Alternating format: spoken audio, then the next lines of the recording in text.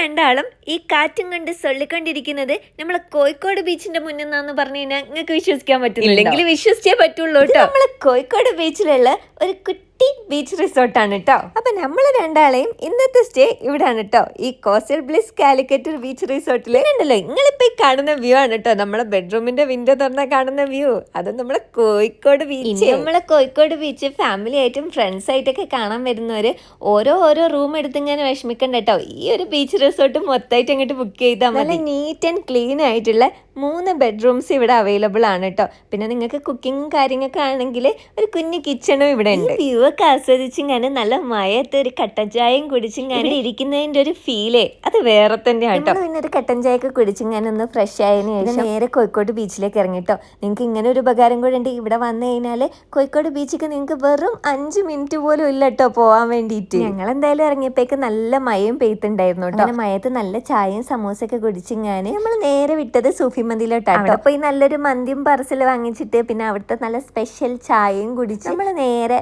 നമ്മളെ സ്റ്റേയിലോട്ട് വിട്ടു. എന്തായാലും നല്ലോണം ഒന്ന് പോയി കിടന്നിറങ്ങണം. അപ്പൊ ശരി, ടാറ്റാ, ബൈ ബൈ.